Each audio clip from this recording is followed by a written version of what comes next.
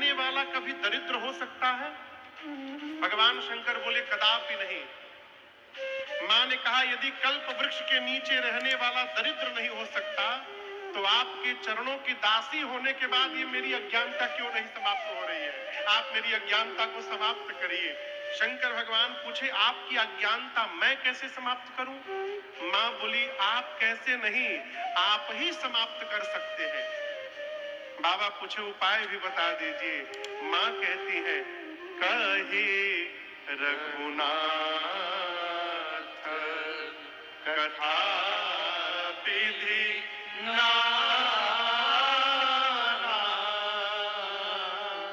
नाना प्रकार से श्री रघुनाथ जी की कथा सुना करके आप मेरी अज्ञानता को समाप्त कर दीजिए। बाबा ने पूछा आपके मन में संशय क्या है, भ्रम क्या है? अब मां का भ्रम श्रवण करिए। मां कहती है प्रभु जो मुनि परमार्थ पथ पर गति करते हैं वो मुनि कहते हैं कि राम जी ब्रह्म है। शेष नारायण सरस्वती वेद पुराण ये सब राम जी की लीला का गुणगान करते हैं। जिस दिन से विवाह करके आई हूं उस दिन से मैं आपको एक ही काम करते देखी हूं। क्या? तुम पूनि राम राम दीन रानी। प्रभु मैंने आपको दिन रात आदर पूर्वक राम राम राम राम जपते हुए देखा है। शंकर भगवान पूछे इसमें संशय क्या है?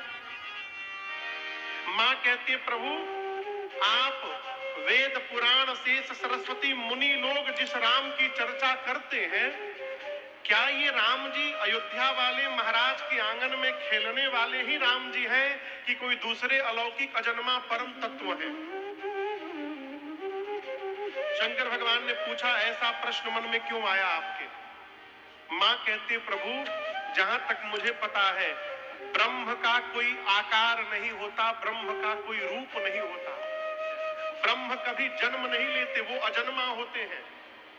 यदि राम जी ब्रह्म है तो ब्रह्म एक राजा का बेटा कैसे बन गया है? और यदि राम जी दशरथ जी के पुत्र है तो एक जन्म लेने वाले राजकुमार को आप लोग ब्रह्म क्यों बोल रहे हैं? ये मेरे मन में प्रश्न है।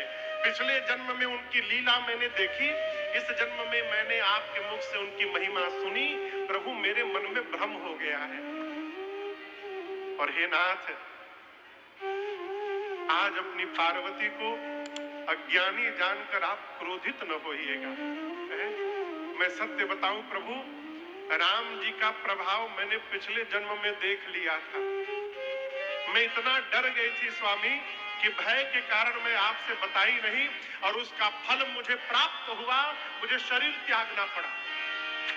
लेकिन प्रभु पिछली बार तो आपकी सती आपसे विवाद कर रही थी, लेकिन सत्य मानिएगा आज आपकी पार्वती विवाद करने नहीं बैठी है, आज मैं आपसे संवाद करने के लिए बैठी हूं।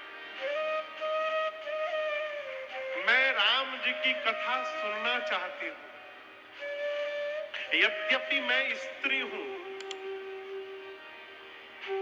ये बड़ा गूढ़ विषय है। स्त्री को कोई भी लंबा अनुष्ठान करने के लिए मना किया गया।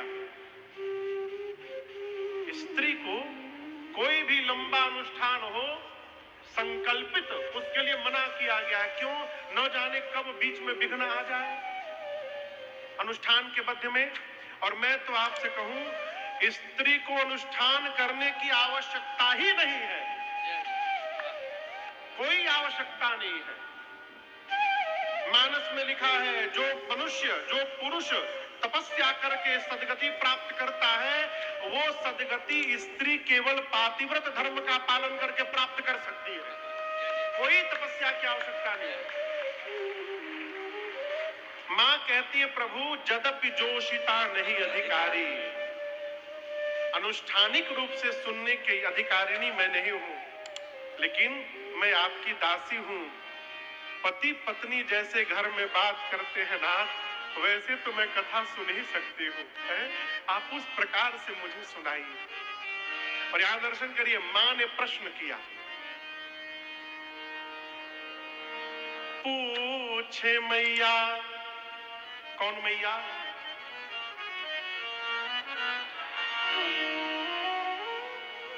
पूछे मैया शैल कुमारी।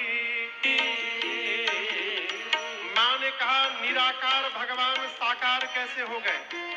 राम जी के जन्म की कथा सुनाइए, बाल लीला सुनाइए, सीताराम विवाह सुनाइए, राजा बनने वाले थे किस दोष के कारण वन में गए सुनाइए, वन में राम जी ने क्या किया वो सुनाइए, कैसे रावण को मारा वो सुनाइए, वापस आए अयोध्या के राजा बने, राजा बनने के बाद राम जी ने क्या किया वो सुनाइए, कैसे अपनी प्रजा के साथ अपने धाम गए वो सुनाइए। शंकर जी पूछे और? मैया कहती है, प्रभु पूछने में छूट गया राजन से जो भी, पूछने में छूट गया राजन से जो भी, रखिए न गोपनीय नाथ उसको भी, रखिए न गोपनीय नाथ उसको भी, शरण में आपके शिकारी कथा